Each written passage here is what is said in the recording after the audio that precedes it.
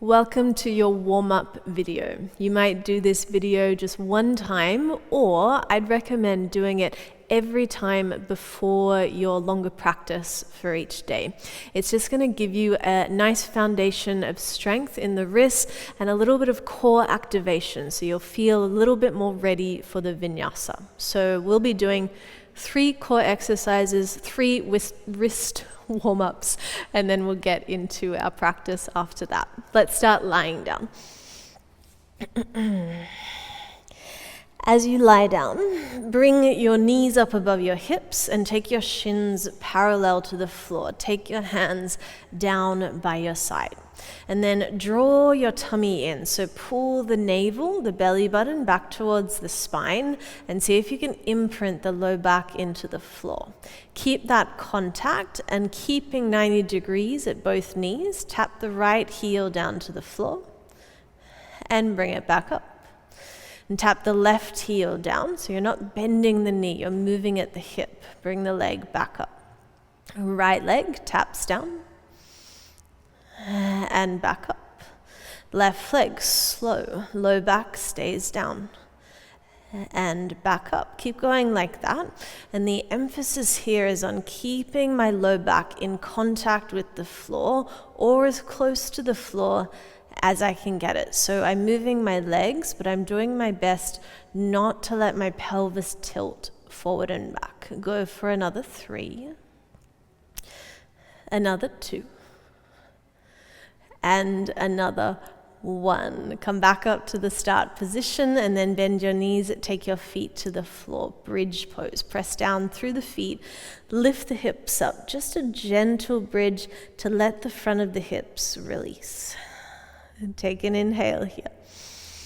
Roll your spine back on down as you exhale. Bring the legs back up just to above the hips. Core exercise 2.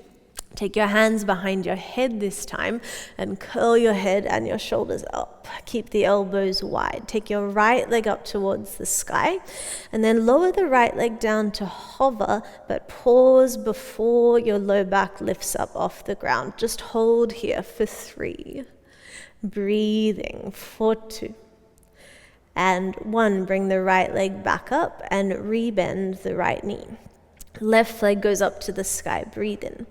Lower the left leg down to hover, curl the chest, hold here, press the low back to the floor, stay 3, keep breathing, for 2, and 1, bring the left leg back up, bend the left knee, lower the feet down, lower the head down, and bridge pose, push through the feet, lift the hips all the way up, and take a breath.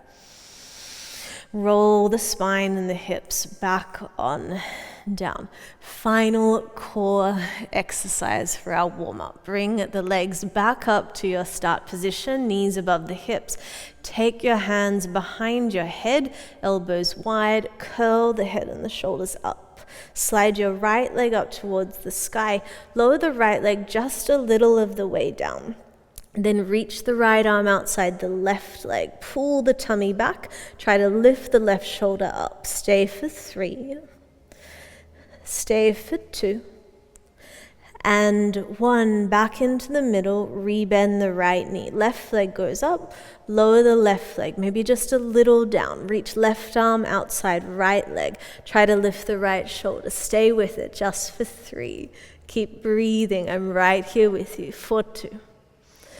And 1, back into the middle, bend both knees, feet down, head comes back down. Press through the feet, bridge pose, elevate the hips. And then roll the spine back on down. Hug the knees in towards your chest. 3 rock and rolls up and down your spine. And there's 1. Hopefully you're feeling a little bit of extra warmth through your body, blood moving, energy moving. On the 3rd one, cross the ankles, reach the hands forward, and bring it on back to all 4s. Now we move on to our wrist warm-up. Super important because often our hands and our wrists are not used to weight bearing. Yeah, they're used to typing and texting and these things. So if suddenly we're in something like a plank, it's a lot of weight to bear in our wrists if you haven't prepared correctly and if there's hasn't been weight bearing for maybe a long amount of time. So this super helpful every time before you practice. So take all fours and just slide your hands slightly back towards your knees. So it's a very short all four position. And then press through the hands, lengthen the arms, make them nice and straight and strong. Lift the belly so your spine is supported. Then lift up to the fingertips and the thumb tips and lower the hands flat back down with control. Lift up fingertips, thumb tips, and lower back down with control. And keep going like that, just lifting and lowering. And if you look at how I'm doing this, notice that my body is just moving straight up and straight down. I'm not doing this, leaning back and leaning forward, because then I'm not actually lifting any of my weight through my hands. I'm lifting, I'm holding my weight, and I'm lowering. Go for 3, for 2. Last 1, hands go flat down and we change it. Now leave the fingers on the ground and bending at the line of first knuckles, lift the palms and the thumbs up. Will feel a little awkward. Lower the palms flat back down. Lift up palms and thumbs and lower. Lift up and lower. Keep going like this. And again, I'm leaning my weight as far forward as I can manage. I'm lifting my belly gently, and I'm doing my best to just lift straight up and down. Hands are even. I'm lifting them and lowering at the same time. And go for another 3. And hopefully you'll start feeling all these little muscles in the wrist and the forearm and the hand turn on. For 2. And 1. Tuck the toes, sit back on the heels for me, and just move your hands around. All right, last wrist warm-up exercise. Reach the arms forward, spread the fingers wide, and then curl the hands in. Spread them wide, and then make a tiny fist. Spread and curl, and spread and curl. You might speed up the pace a little bit, but I'd like you to focus on getting the whole movement in. So my fingers are going to their full spread, and then they're curling into a very tight little fist. Take the arms straight up towards the sky. Keep going super wide and super small. You'll start to feel the muscles in the forearm turn on, hopefully. And then bring the arms forward, spin the palms up. Go for last 5. Really big and really small. Last 4. You got it. Stay with it. 3, 2, and 1. Shake your hands out.